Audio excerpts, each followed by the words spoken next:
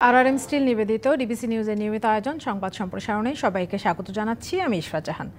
দিনের বাছাই করা সংবাদ এবং এর পর্যালোচনা নিয়ে সংবাদ সম্প্রসারণে আজ অতিথি হিসেবে স্টুডিওতে আমাদের সাথে উপস্থিত হবেন এনটিভির বার্তা প্রধান জহিরুল আলম এবং বিএফএস-এর সাবেক সভাপতি এম আব্দুল্লাহ আমাদের সাথেই আছেন।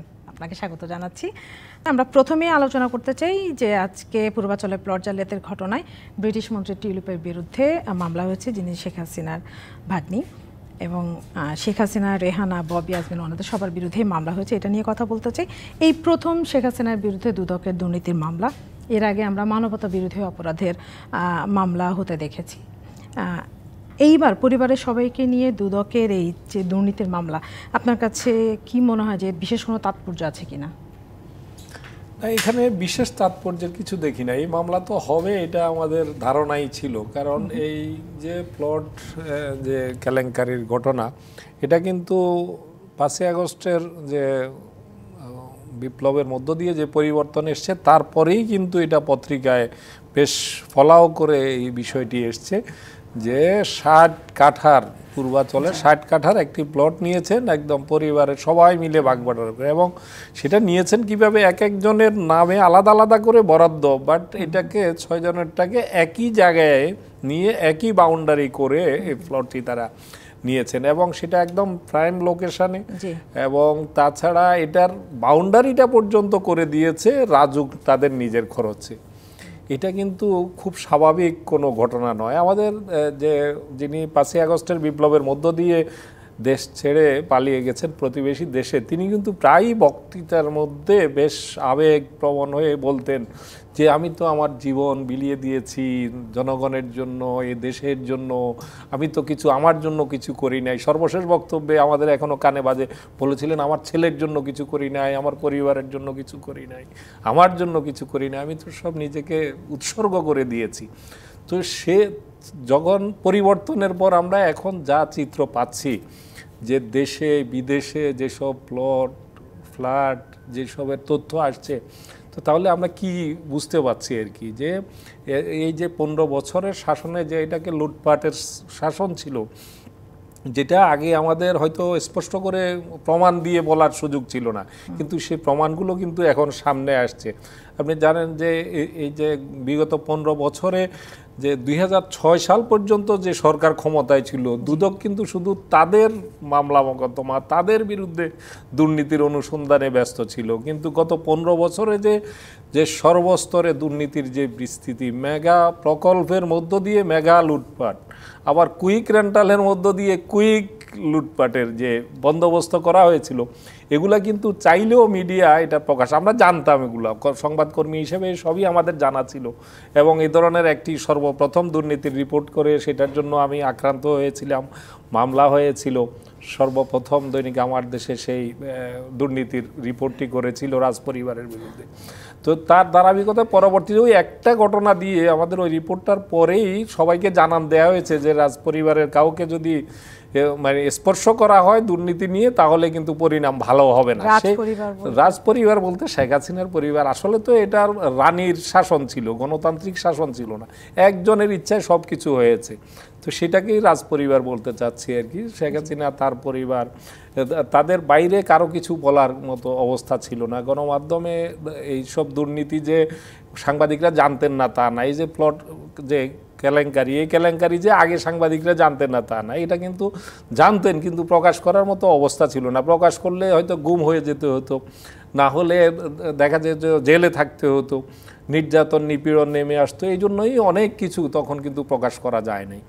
এখনও গণমাধ্যমগুলো যে একদম শেখ মুজিব পরিবার বা শেখ পরিবারের যেসব সদস্য নানানভাবে দুর্নীতির যে মাধ্যমে যে সাম্রাজ্য গড়ে তুলেছেন আর্থিক, দেশে বিদেশে সারা বিশ্বব্যাপী, তো এগুলো নিয়ে এখনও গণমাধ্যমগুলো যে ঝেড়ে কাশতে পারছে তা না। আমি একজন গণমাধ্যম কর্মী হিসেবে, একজন পর্যবেক্ষক হিসেবে আমি দেখছি যে এখনও শেখ পরিবারের দুর্নীতি নিয়ে লিখতে গিয়ে শুধুমাত্র রুটিন রিপোর্টগুলো, যেমন দুর্নীতি দমন কমিশন আজকে মামলা করেছে, এখন হয়তো খুব বড় করে আগামীকাল শিরোনাম হবে যে শেখ পরিবার এতজনের বিরুদ্ধে মামলা হলো, যেমনটি আপনি বলছিলেন যে শেখ হাসিনার বিরুদ্ধে দুদকের মামলায় প্রথম।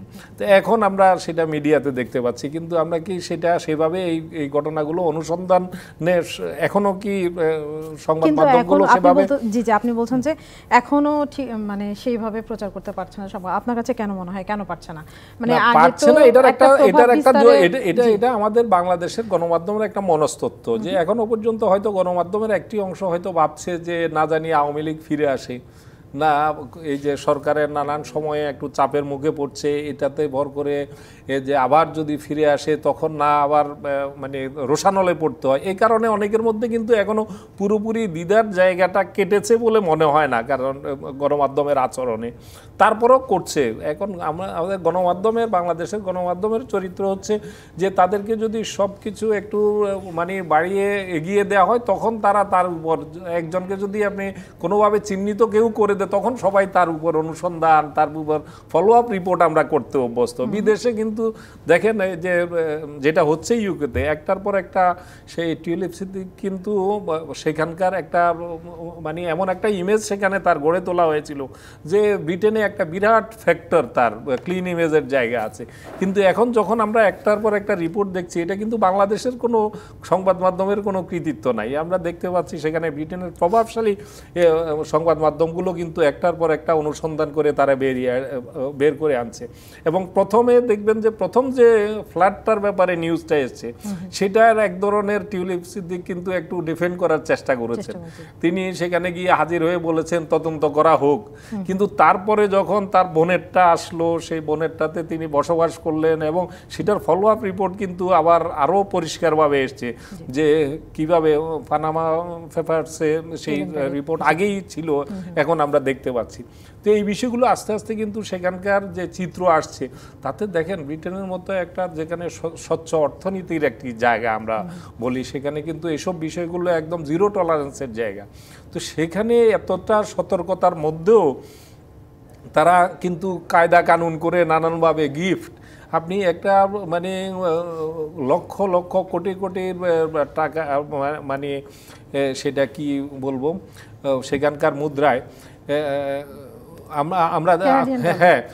আমরা দেখছি যে সেটা গিফট করা হয়েছে। এই গিফট কি জন্য করে, কারা করে, সেটা কিন্তু এখন নাম আসছে যে কারা কি জন্য করেছে। আমরা সেটার লিঙ্কগুলো খুঁজলে আজকের রিপোর্টে, আজকের সংবাদপত্রের রিপোর্টেই আমরা দেখেছি যে লিঙ্কগুলো খুঁজতে গিয়ে দেখা গেল যে তারা যারা গিফট করেছে তাদের বাংলাদেশে এলএনজির বিজনেস আছে, তাদের বাংলাদেশে যে আপনার গ্যাসের যে অনুসন্ধান যারা করে তাদের ওখানে জনবল সাপ্লাই করে, তারা সেভরনকে জনবল সাপ্লাই করে।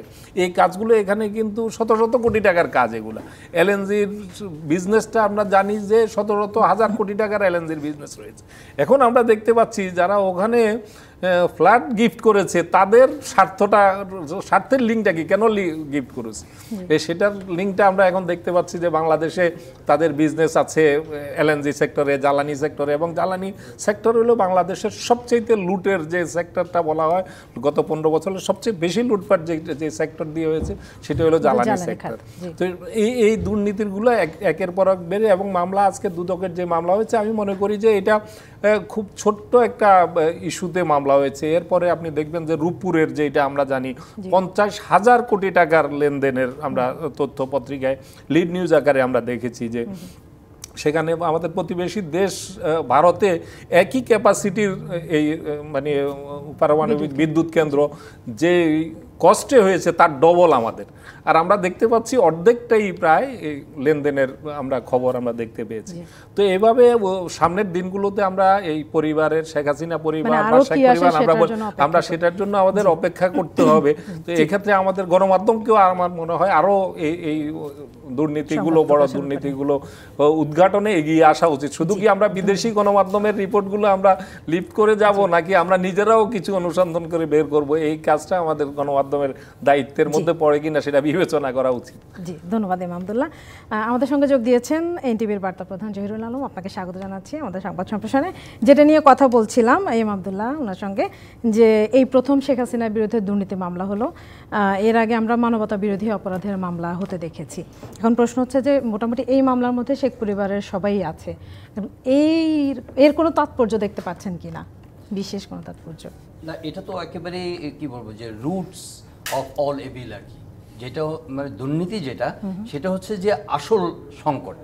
তারপরে মানে আপনাদের জুলাই অভ্যুত্থানের সময় উনি যে মানে ম্যাসাকার করেছেন সেটা তো একটা কনসিকুয়েন্স, কিন্তু ওনার এই পুরো রেজিম জুড়ে এই 3টা টার্ম জুড়ে উনি যে দুর্নীতির একটা মহোৎসব করেছেন এবং সেগুলো নিয়ে দেশে বিদেশে মারাত্মকভাবে উনি মানে কি বলবো এটা সমালোচনা আছে।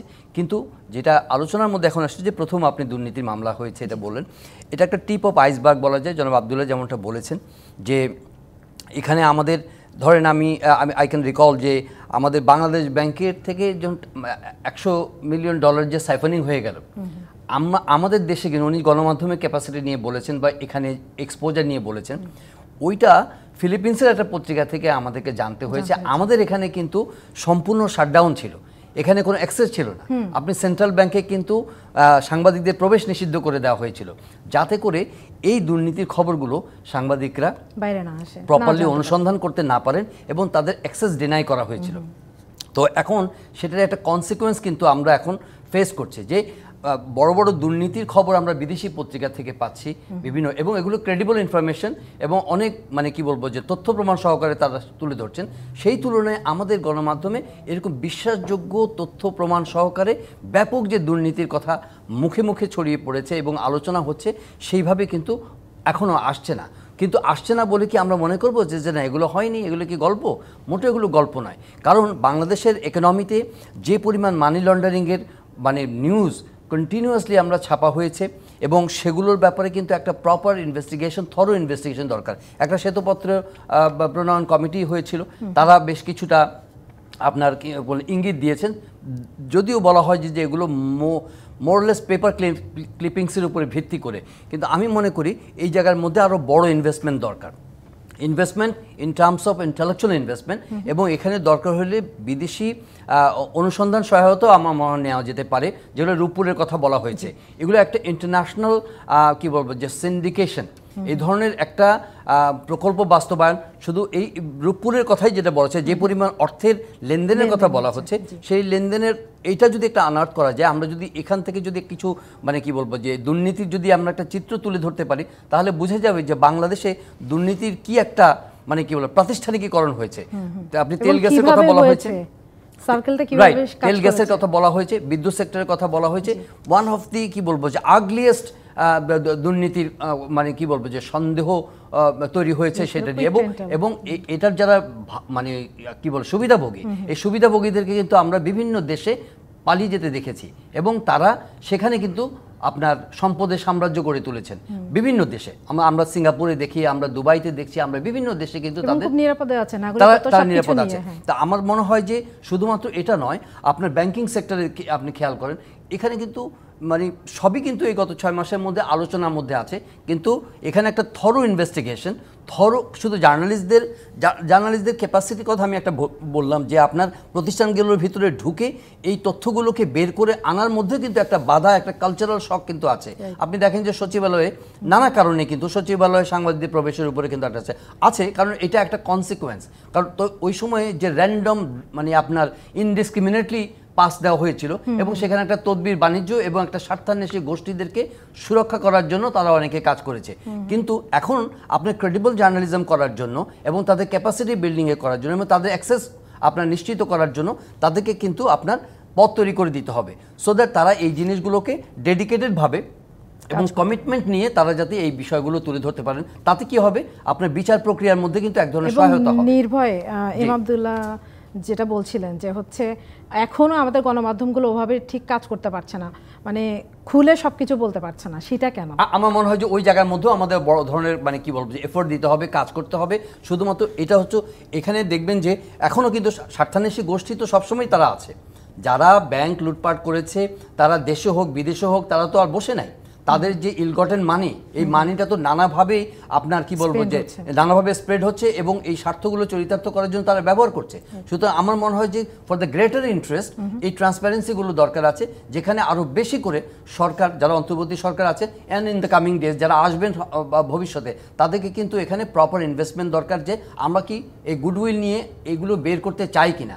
আমরা ধরেন একটা মামলা করলাম, কিন্তু মামলাটা প্রপারলি এগুলোকে প্রমাণ করে আদালতে এটা শাস্তি নিশ্চিত করার তো একটা বিরাট এফোর্ট, সদিচ্ছার ব্যাপার। এই এফোর্টটা আমরা শেষ পর্যন্ত নিয়ে যেতে পারবো কিনা, এখন তো আমরা অনেক কথাই বলছি, কিন্তু সেই জায়গার মধ্যে নিয়ে যেতে হবে আমাদেরকে। ওই নিয়ে যাওয়ার জন্য কিন্তু আমাদের প্রপার ইনভেস্টমেন্ট দরকার। এখানে একটা প্রশ্ন করতে চাই, টিউলিপ সিদ্দিক তো প্লট নেন নাই, কিন্তু তার বিরুদ্ধে মামলা হয়েছে দুদকের পক্ষ থেকে। কারণ হিসেবে বলা হয়েছে যে টিউলিপ তার বিশেষ ক্ষমতা বলে শেখ হাসিনাকে প্রভাবিত করেছে। এইটা নিয়ে আপনার পর্যবেক্ষণ জানতে চাই। আর টিউলিপ সিদ্দিক তো যুক্তরাজ্যের মন্ত্রী এখন সেই জায়গাটায় তার এই মামলা দুদক কিভাবে এগিয়ে নিয়ে যাবে? মানে না, এখানে দেখেন, ধরেন ওনারা এই যে মানে বিশাল বিশাল দুর্নীতি যে আমরা জিনিস মানে বিষয়গুলো নিয়ে আলোচনা করছি, এখানে তার রুচিরও একটা ব্যাপার, একটা টেস্টের ব্যাপার। ওনারা কিন্তু রাষ্ট্রীয় সকল সুযোগ সুবিধা ওনারা নিয়েছেন, ওনাদের আবাসনের কোনো রকমের সমস্যা ছিল না, কিন্তু একটা সামান্য মানে কী বল যে এই প্লটের যে একটা আকাঙ্ক্ষা, প্লট নেওয়ার যে এইটুকু পর্যন্ত ওনারা যদি ছাড় না দেন, তাহলে বুঝতে হবে যে কতদূর বিস্তৃত ছিল তাদের মানে চাওয়ার মানে পাওয়ার আকাঙ্ক্ষাগুলো। আপনি 60 কাঠা জমি নিয়ে নিয়েছেন, বা আপনি রেহানা কথা বলছেন বা ওনার পরিবারের কথা বলছেন যে তারা 10 কাঠা প্লটগুলো নিয়ে নিয়েছেন গুরুত্বপূর্ণ এরিয়াতে। কেন? মানে এগুলো তো মানুষের মধ্যে তাদের সম্পর্কে যে একটা মানে তারা যে কি পরিমাণ কি বলবো যে এক ধরনের লোভী একটা আচরণ তারা করেছেন, সেগুলোর কিন্তু একটা প্রতিফলন। হয়তোবা রূপপুরের আলোচনা বা মানে তেল গ্যাসের আলোচনা কিংবা পাওয়ার সেক্টর আলোচনা, মানি লন্ডারিং আলোচনার ক্ষেত্রে এই হয়তো 10 কাঠা প্লটের বিষয়টা হয়তোবা একটু না, কিন্তু এটা সিগনিফাই করে যে তাদের মানে তাদের রেজিমের যে একটা অবনমন, একটা নিকৃষ্ট ধরনের একটা মানসিকতা, সেই মানসিকতার প্রতিফলন ঘটেছে। আপনি বলছিলেন যে টিউলিপ সিদ্দিকের কথা, উনি ইউকের মিনিস্টার বা ইউকের এমপি, ডেফিনেটলি হয়তো এখানে কিন্তু লিগ্যাল ইস্যুস থাকবে যে এখানে ওনাকে কিভাবে ইমপ্লিকেট করা যায়, এবং সরাসরি হয়তো ইমপ্লিকেট করার সুযোগ হয়তো নাও হতে পারে। দেখুন যে আপনি শেখ হাসিনা আপনি ভারতে আছেন, সেটার জন্য কিন্তু এক্সট্রাডিশন নিয়ে কিন্তু দেন দরবার করতে হবে দুই দেশের মধ্যে, এবং ইভেনচুয়ালি এটা কি হবে সেটা কিন্তু সময়ের জন্য অপেক্ষা করতে হবে আমাদের। সো এই ক্ষেত্রে ইউকে গভর্নমেন্টের সঙ্গে হয়তো এক ধরনের অফিসিয়াল দেন দরবার হবে। এটা যদি আনতে পারুক বা ওনাকে ইমপ্লিকেট করা যাক বা না যাক, এই বিষয়টা আপনি আলোচনার মধ্যে যে এনেছেন, this is a very significant step forward, যে এগুলো নিয়ে আলোচনা হচ্ছে এবং মানুষ এই নিয়ে কথা বলছে, এবং তাদের যে অপকর্মগুলো ঘটেছে সেই রেজিমের মধ্যে, এই অপকর্মগুলো নিয়ে মানুষের মধ্যে এক ধরনের ঘৃণা তৈরি হচ্ছে। এই ঘৃণাটা এবং এটা ইন্টেন্সিফাই হবে আগামী দিনগুলোতে, যখন আরও বেশি রকম তথ্য প্রকাশিত হবে তখন মানুষ বুঝতে পারবে, এবং আগামী দিনে যারা আসবেন তাদের জন্য কিন্তু একটা বার্তা বহন করবে যে নাও এটা সব কিছু কিন্তু আপনার লাইসেন্স নয়, আপনি ক্ষমতায় যাবেন এবং জনগণের যে জনগণের স্বার্থ জলাঞ্জলি দিয়ে শুধুমাত্র নিজের মানে কি বলবো যে স্বার্থ চরিতার্থ করবেন, অর্থ লুটপাট করবেন। Game is not that easy, এই জিনিসটা আমাদের এনশিওর করতে হবে। ধন্যবাদ জুয়েল আলম। আমরা একটা বিরতিতে যাব। ডক্টর সম্প্রসারণে একটা বিরতি নিচ্ছি, সঙ্গে থাকুন। বিরতির পর আবারও স্বাগত। RRM স্টিল নিবেদিত সংবাদ সম্প্রসারণে স্টুডিওতে আছেন এনটিভির বার্তা প্রধান জহুরুল আলম এবং বিএফইউজের সাবেক সভাপতি এমাতুল্লাহ। আপনাদের দুজনকে আবারও স্বাগত জানাচ্ছি। এবার একটু কথা বলতে চাই, আজকে বেশিক্ষণ আগের নিউজ না, এটা গতকালকে এই ঘটনাটি ঘটেছিল সাতক্ষীরা সীমান্তে। এখন হচ্ছে মুখোমুখি সতর্ক অবস্থানে বিজিবি বিএসএফ, কারণ ওখানে কৃষকদেরকে বাংলাদেশ অংশে ধান কাটতে দেওয়া হয় নাই, সেটা নিয়ে একটা উত্তেজনা আছে।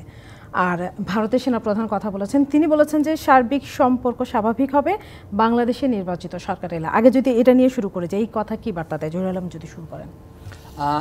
এটা ডেফিনেটলি ভারত কিন্তু যেইভাবে অন্তর্বর্তী সরকার আসার পর থেকে তারা বাংলাদেশের সঙ্গে যেভাবে সহযোগিতা করা প্রয়োজন, সেই বিষয়ে কিন্তু যথেষ্ট সহযোগিতা সরকার পাচ্ছে না বলেই প্রতীয়মান হচ্ছে। কারণ এটা সরকারের একটা বিষয় হচ্ছে যে প্রতিবেশী, ক্লোজেস্ট প্রতিবেশীর সঙ্গে সম্পর্ক হবে যে people to people, government to government. কিন্তু আমরা দেখেছি যে আমাদের পতিত সরকারের সময় ভারত সরকার যেভাবে সম্পর্ক রচনা করেছে, সেটা যেন একটা দলীয় সরকারের সঙ্গে তারা সম্পর্ক রচনা করেছে। এবং এর দেখা গেছে যে 3টা ইলেকশন, যে ইলেকশনগুলো নিয়ে সবচেয়ে মানে মানুষের মধ্যে সবচেয়ে বেশি ক্ষোভ, মানুষ ভোট দিতে পারেনি, ভোটাধিকার হরণ করা হয়েছিল। এই ভোটাধিকার হরণ করা যে নির্বাচনগুলো এবং জোর করে ক্ষমতা এবং নির্বাচনে মানে নিজেদেরকে জয়ী ঘোষণা করে ক্ষমতা দখল করে রাখার যে সরকার, সেই সরকারকে কিন্তু প্রতিবেশী দেশ হিসাবে বা গণতন্ত্রের চর্চা আছে এই রকম একটি প্রতিবেশী দেশ হিসাবে কিন্তু মানুষ আশা করেছিল যে তারা এই জায়গার মধ্যে ইললেজিটিমেট কোনো প্রসেসকে ভারত এত ওভারওয়েলমিং সমর্থন দেবে না, তারা অ্যাটলিস্ট মানুষের অধিকারের প্রতি শ্রদ্ধা প্রদর্শন করবে। কিন্তু দেখা গেছে যে 2014 থেকে শুরু করে 18 এবং 14তে তো আমরা একটা ভয়ঙ্কর একটা চিত্র দেখেছি, যে তারা কিভাবে নির্বাচনে আনার জন্য চাপ সৃষ্টি করেছে এবং পরবর্তী নির্বাচনগুলোকে কিভাবে তারা অ্যাপ্রুভ করেছে, এন্ডোর্স করেছে, which is completely contradictory to the will of our people. তো এখান থেকে দেখা যায় যে প্রতিবেশী দেশের সঙ্গে মানুষের মানে এক ধরনের কি বলবো, যে এক ধরনের ক্ষোভ তৈরি হয়েছে এবং প্রচণ্ড ক্ষোভ তৈরি হয়েছে। এই ক্ষোভকে প্রশমন করার সুযোগ কিন্তু ভারত সরকার কিন্তু পেয়েছে। সেই ক্ষোভটি প্রশমন না করে তারা যদি এক ধরনের দূরত্ব বজায় রাখে এবং যে পতিত সরকারের যিনি নেত্রী শেখ হাসিনা, তাকে আশ্রয় দেওয়ার মাধ্যমে যেভাবে তারা একটা পক্ষিক একটা মানে ভূমিকা পালন করছে, যেটা মানুষের মনে কিন্তু আরও বড় ধরনের একটা ক্ষোভের হতাশা তৈরি করছে, তারই ফলশ্রুতিতে দেখা যাচ্ছে যে তারা বেশ কিছু তাদের পদক্ষেপের মধ্যে দিয়ে তারা সেগুলো রিফ্লেক্ট করছে। যে তারা এক্সট্রাডিশনের প্রশ্নে তো কোনো ধরনের কোনো আলোচনাই নেই, বাংলাদেশ সরকারের পক্ষ থেকে সেই ধরনের একটা প্রয়াস শুরু হয়েছে, কিন্তু সেখানেও কিন্তু কোনো ইতিবাচক কোনো সাড়া নেই। সীমান্তে প্রতিনিয়ত যেখানে মানুষের সবচেয়ে বেশি হতাশার জায়গা, যে সীমান্তে হত্যা, নির্বিচারে হত্যা, সেখানে প্রতিনিয়ত তারা প্রতিশ্রুতি দিয়েছিল, সেই প্রতিশ্রুতি সেখানে রক্ষা করা হয়নি। সে আমাদের ন্যায্য হিস্সা পানির সেই বিষয়ে তারা প্রপার কোনো রেসপন্স করেনি। আমাদের বায়োল্যাটারাল ট্রেডের ক্ষেত্রে যে ইমব্যালেন্স, সিরিয়াস একটা ইমব্যালেন্স, সেখানে নানা ধরনের নন ট্যারিফ ব্যারিয়ার, নানা ধরনের বাধা বিপত্তি তারা তৈরি করে আমাদের ভারতের বাজারে আমাদের প্রবেশাধিকারকে রেস্ট্রিক্ট করেছে। অন্য পক্ষে কিন্তু আমাদের কিছু দৈনন্দিন জীবনের নিত্য পণ্যের বিষয়ে কিন্তু আমাদের যথেষ্ট নির্ভরতা আছে এবং সেটাই স্বাভাবিক। এবং দুদেশের এই যে একটা সমমর্যাদার যে একটা সম্পর্ক, সেই সমমর্যাদার সম্পর্কটি কিন্তু নানাভাবে ব্যাহত হয়েছে। এখন সেই প্রেক্ষিতে এখন যে সেনাপ্রধানের যে বক্তব্যটি আজকে উনি দিয়েছেন, নিশ্চয়ই তাদের পক্ষ থেকে এই বক্তব্যটি আমাদেরকে বিবেচনার মধ্যে নিতে হবে, তাৎপর্যপূর্ণ বক্তব্য, যে তারা তাহলে কি তারা অন্তর্বর্তী সরকারের সঙ্গে কোনো ধরনের সমঝোতা বা কোনো ধরনের সৌহার্দ্য, কোনো ধরনের সহযোগিতার সম্পর্ক কি রাখতে চাচ্ছেন না, তা কি তারা বলতে চান? আগামী দিনগুলোতে যে তারা সম্পর্ক স্বাভাবিক হবে, সেটা রোডম্যাপটা কেমন হবে, কিভাবে হবে, সেটা কিন্তু আসলে পরিষ্কার নয়। তবে এখানে মানে ভূ রাজনৈতিক কিছু বিষয় আমরা দেখতে পাই যে এই অঞ্চলে প্রাধান্য বিস্তারের ক্ষেত্রে ভারত এবং আরও কিছু সুপার পাওয়ার তারা কিন্তু নানাভাবে কিন্তু বাংলাদেশের উপরে একটা প্রভাব বিস্তার করার জন্য চেষ্টা করেছে এবং তারই কনসিকুয়েন্স হিসেবে আমরা কিন্তু রোহিঙ্গা সংকটের মধ্যে আছি। আমরা আমাদের এখন একটা অন্তর্বর্তী সরকারের সময়ে নানা ধরনের মানে কি বলবো যে সংকটময় আমরা পরিস্থিতি মোকাবেলা করছি, সেখানে কিন্তু এটা খুব একটা ভালো মানে কি বলবো ইতিবাচক কোনো বার্তা দিয়েছে বলে আমার কাছে মনে হচ্ছে না, যেহেতু এটা একটা ধারাবাহিক প্রক্রিয়া। সুতরাং অন্তর্বর্তী সরকারের সময়ই তারা সম্পর্ক স্বাভাবিক হবে, পরবর্তী নির্বাচিত সরকারের সময় এই বিষয়টি কিন্তু এক ধরনের অনিশ্চয়তা তৈরি করছে আমি মনে করি। এবং এই অনিশ্চয়তাটা কিভাবে কাটবে সেটা আমার মনে হয় যে অন্তর্বর্তী সরকারকে আরো গভীরভাবে পর্যালোচনা করতে হবে। জি, অসংখ্য ধন্যবাদ জহিরুল আলম। এম আব্দুল্লাহ, আপনার কাছে একই ব্যাপারে জানতে চাই, ভারতের সেনাপ্রধান এই কথাও বলেছেন যে কোনো ধরনের শত্রুতা দুই দেশের জন্যই ক্ষতিকর। আপনার পর্যবেক্ষণ একটু শুনি। সমস্যা হয়েছে। ও আচ্ছা, এটা আচ্ছা, আমরা একটা বিরতি থেকে ফিরে এসে এবং আপনার কাছ থেকে কথা শুনবো। দর্শক, RRM স্টিল নিবেদিত সংবাদ সম্প্রসারণে আরেকটা বিরতি নিচ্ছি, সঙ্গে থাকুন। বিরতির পর আবারও স্বাগত RRM স্টিল নিবেদিত সংবাদ সম্প্রসারণে। স্টুডিওতে আছেন এনটিভির বার্তা প্রধান জহিরুল আলম এবং বিএফইউজের সাবেক সভাপতি এম আব্দুল্লাহ। আপনাদের আবারও স্বাগত জানাচ্ছি। আমরা বিরতির আগে যেটা নিয়ে কথা বলছিলাম এম আব্দুল্লাহ আপনার সঙ্গে, যে ভারতের সেনাপ্রধান বলেছেন যে বাংলাদেশে নির্বাচিত সরকার এলে তখন সার্বিক সম্পর্ক স্বাভাবিক হবে। এটা কি, এই কথাটা কি ধরনের বার্তা দেয় সেটা? আর আরেকটা কথা বলেছেন যে কোন ধরনের শত্রুতা দুই দেশের জন্যই ক্ষতিকর। আপনার একটু পর্যবেক্ষণ। আমি সেই জায়গায় আসছি। জহির ভাই তো মানে যে বার্তাটি, প্রথম কথাটা যেটা আপনি বললেন যে একটা নির্বাচিত সরকার আসলে পরে স্বাভাবিক হবে, সে নিয়ে বিশ্লেষণ করেছেন। তিনি ডিপ্লোম্যাটিক করেসপন্ডেন্ট ছিলেন অনেক দিন, তার বিশ্লেষণটাকে আমিও নিচ্ছি। একই সঙ্গে তিনি আরও কিছু কথা বলেছেন, আমি একটু কোট করে তারপরে আলোচনায় যাই। তিনি বলেছেন আমরা প্রতিবেশী, আমাদের একসাথে থাকতে হবে, একে অপরকে বুঝতে হবে এবং কোনো ধরনের শত্রুতা আমাদের একে অপরের স্বার্থের জন্য ভালো হবে না। এটা কিন্তু আমি মনে করি একটা নতুন কথা এবং এটা উপলব্ধি আমি মনে করি ভারতের। গত 10-15 দিন যাবৎ আমাদের যে সীমান্তে যে পরিস্থিতি চলছে, এখানে আমাদের জন্য, বাংলাদেশের জন্য এটা নতুন বাংলাদেশের একটা নতুন দৃষ্টান্ত আমি বলবো। যে বর্ডারে আমরা গত 15 বছর আমাদের অবস্থান ছিল একেবারে নতজানু, শুধু আমরা একতরফাভাবে তাদের চোখ রাঙানি দেখে এসেছি এবং যা খুশি তাই করেছে তারা। এবং গত 15 বছরে তারা কিন্তু এ ধরনের এই যে সীমান্তে কাঁটাতারের বেড়া কিন্তু বিশাল এলাকা জুড়ে তারা কিন্তু গত 15 বছরে নির্বিবাদে, মানে কোনো রকম বাধা ছাড়াই, বাধাহীনভাবে তারা কিন্তু বিভিন্ন জায়গায় দিয়েছে। এমন ঘটনাও দু একটি সীমান্তে ঘটেছে যে আমাদের সীমান্তের যে 0 পয়েন্ট থেকে শুরু অনেক ভিতরে বাংলাদেশে একটি মসজিদ নির্মাণ করতে গেছে, সেখানে বিএসএফ এসে বাধা দিয়েছে না, সেখানে কিন্তু আইনগতভাবে কোনো বাধা ছিল না। তারা যেটা করছে যে সীমানার থেকে যেখানে যতটুকু দূরত্বের মধ্যে তারা কাজ করতে পারে না সেখানে এসে করছে। কিন্তু আমাদের যেই ঘটনাগুলো, বেশ কয়েকটি ঘটনা ঘটেছে বিভিন্ন আমাদের স্থাপনা আমাদের দেশের মধ্যে করতে গিয়ে বিএসএফ অযাচিতভাবে কিন্তু বাধা দিয়েছে, কিন্তু তারা একদম ফ্রি স্টাইলে যেখানে যা খুশি তাই করেছে। এই নতুন বাংলাদেশে এসে আমরা গণ অভ্যুত্থান পরবর্তী 5ই আগস্টের পরে বাংলাদেশে আমাদের গর্বের জায়গা, অহংকারের জায়গা যেটা, যে আমাদের বিজিবি প্রত্যেকটি জায়গায় যেখানেই তারা সীমান্তের যে নিয়ম নীতি, কূটনৈতিক শিষ্টাচার, নিয়ম কানুন লঙ্ঘন করছে, এটা সঙ্গে সঙ্গে প্রতিবাদ করছে। এবং আমাদের পররাষ্ট্র মন্ত্রণালয় গতকাল যেভাবে রাষ্ট্রদূতকে তলব করে তার স্পষ্টভাবে বার্তা দিয়ে দিয়েছে, এটাই বাংলাদেশের মানুষ, দেশপ্রেমিক মানুষ কিন্তু এটাই চায়। একটি সরকারের, যেই সরকারের দেশাত্মবোধ থাকবে, দেশপ্রেমকে সমুন্নত রাখবে, এরকম সরকারই কিন্তু বাংলাদেশের মানুষের প্রত্যাশার জায়গা। আমরা কিন্তু সেই জায়গাটাতে আশাবাদের একটি জায়গা।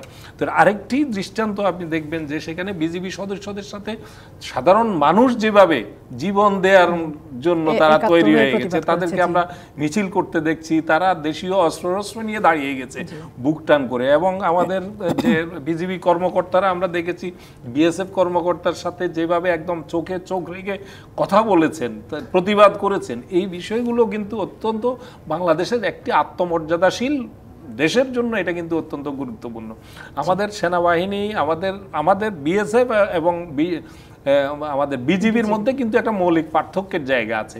এটাই সবসময় কিন্তু আমাদের বিজিবি বা আগের যে বিডিআর, সেটা চলে কিন্তু একদম ডাইরেক্ট সেনাবাহিনীর কমান্ডে, এবং যেটা তাদের ট্রেনিংটাও ভারতের বিএসএফ এর তুলনায় অনেক বেশি দক্ষতার জায়গা রয়েছে, দক্ষভাবে তৈরির জায়গা রয়েছে। এই জায়গাতে কিন্তু আমরা অতীতে দেখেছি যখনই আমাদের এই বিজিবি বা বর্ডারের যারা সীমান্তরক্ষী বাহিনী, তারা যখনই রুখে দাঁড়িয়েছে তাদের সাথে কিন্তু তারা বিএসএফ কখনো পেরে উঠে নাই। এই কারণেই এই প্রতিশোধটা আমরা বিডিআর হত্যা যেটাকে বলা হয় পিলখানা হত্যাযজ্ঞ, সেখানে সেনাবাহিনীর যেসব কর্মকর্তাদেরকে যেভাবে হত্যা করা হয়েছে নৃশংসভাবে, সেটা করেছে কিন্তু তারা এর থেকে, কারণ লড়াই করে আমাদের এই সীমান্তরক্ষী বাহিনীর সাথে তারা কিন্তু কখনোই তারা বিজয়ী হতে পারে না। এই প্রতিশোধটাই কিন্তু আমাদের এই বিডিআর হত্যাকাণ্ডের মধ্য দিয়ে তারা নিয়েছে।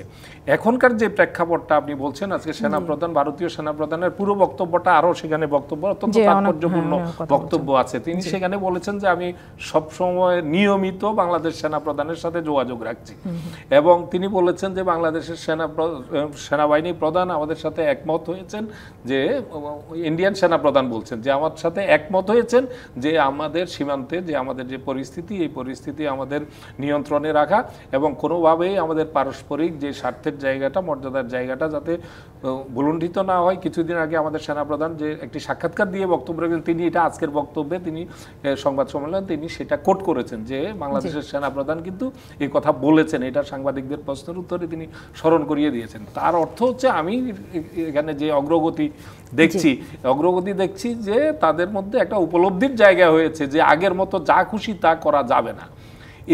এই উপলব্ধিটা যদি হয়ে থাকে, পুরোপুরি হয়ে থাকে, তাহলে এটা উভয় দেশের জন্যই আমি মনে করি এটা মঙ্গলজনক। আমরা যে পরস্পর এই যে প্রতিবেশী বদলানো যাবে না যে কথাটি বলছি, এই জায়গাটাতে আমাদের সমমর্যাদার ভিত্তিতে আমাদের দুই রাষ্ট্রের যে সম্পর্কটা, এটাই আমাদের দাবি। আমরা তো তাদের উপর কখনো অযাচিতভাবে কোনো কিছু, তারাই সবসময় করেছে, সম্পর্কের অবনতি ঘটালে তারাই ঘটিয়েছে, তাদের পক্ষ থেকেই হয়েছে। তো এই জায়গাটা থেকে বেরিয়ে আসার জন্য ভূমিকাটা তাদেরকেই নিতে হবে। জহুরুল আলম, আসলেই কি মানে আমরা আশাবাদী হতে পারি কিনা গত কয়েকদিনের ঘটনা, আজকের ঘটনা যা যা হচ্ছে, এর মধ্যে বাংলাদেশের উপ হাই কমিশনারকেও ডেকে পাঠানো হয়েছিল ভারতে? জি, টেনশন তো এসকেলেটিং, টেনশন কিন্তু আছে এবং এটা বাড়ছে, টেনশন বাড়ছে এই কারণেই যে এটা তো একটা পরিণতি। আপনার এত কিছু মানুষ এক্সপেরিয়েন্স করেছে এই গত 1.5 দশকে, এই এটার একটা রিফ্লেকশন আছে। এই রিফ্লেকশনগুলো নানাভাবে প্রকাশিত হচ্ছে, আমাদের সেন্টিমেন্টে, মিডিয়া ডিসকাশনে হচ্ছে, মানুষের বক্তব্য বিবৃতিতে আসছে, আচরণে আসছে, কথায় আসছে, রেটরিকে আসছে। এটাই তো স্বাভাবিক। এখন আব্দুল্লাহ ভাই যেটা বললেন যে একটা সমমর্যাদার জায়গাটা যদি আমরা স্ট্যাবলিশ করতে না পারি তাহলে এটা স্কেলেটই করবে। আপনার সামান্য বিষয় ধরেন যে দুই দেশের মধ্যে যখন ভ্রাতৃপ্রতিম, বন্ধুপ্রতিম, সৌহার্দ্যপূর্ণ সম্পর্ক থাকবে তখনই তো আপনার সীমান্তে উত্তেজনা থাকবে না। কিন্তু আমরা কি দেখি? আমরা দেখি যে একতরফাভাবে ইউনিল্যাটারালি যত প্রতিশ্রুতি দেওয়া হয়েছে, যত জয়েন্ট কমিউনিকে হয়েছে, যত শীর্ষ পর্যায়ে আপনার কমিটমেন্ট দেওয়া হয়েছে, কিন্তু আলটিমেটলি তার ইমিডিয়েট পরে আমরা দেখতেছি যে সীমান্তে সেই ঘটনা আবার সেই একই ঘটনা ঘটছে। তো এখানে লিথাল ওয়েপন যে একটা সিম্পল ক্রাইটেরিয়া যে সীমান্তে লিথাল ওয়েপন ব্যবহার করা যাবে না, কিন্তু বিএসএফ দেখা যাচ্ছে যে বরাবরই লিথাল ওয়েপন ব্যবহার করছে, এই মারণাস্ত্র, প্রাণঘাতী অস্ত্র ব্যবহার করছে এবং মানুষকে ডিরেক্টলি মারছে। এই যে মানে ফেলানির ঘটনার পর থেকে যে কনসিকুয়েন্স আমরা যে এই জিনিসগুলো দেখছি, এটা তো মানুষ হার্ট হচ্ছে, বাংলাদেশের মানুষ সাংঘাতিকভাবে ক্ষুব্ধ হচ্ছে। তো প্রতিবেশীর কাছে এই মর্যাদা যদি আমরা না পাই তাহলে ডেফিনেটলি এটা আরও মাউন্টিং হবে এবং এটা টেনশন বাড়াবে। এটা আঞ্চলিক এবং আমাদের এই এলাকার শান্তি স্থিতিশীলের জন্য এটা কিন্তু স্বাভাবিক। এখন আমরা দেখেন যে বাংলাদেশে আগের ক্ষমতা ছিল না, তারা এটা করেনি, কিন্তু এখন কিন্তু ফরেন মিনিস্টার কিন্তু ডেকেছে হাই কমিশনারকে, এন্ড হুইচ ইজ মানে in the ambit of diplomatic practice, ডেকে বলেছে বাংলাদেশ। এই ছিল RRM স্টিল নিবেদিত সংবাদ সম্প্রসারণে। ডিবিসির সঙ্গে থাকুন।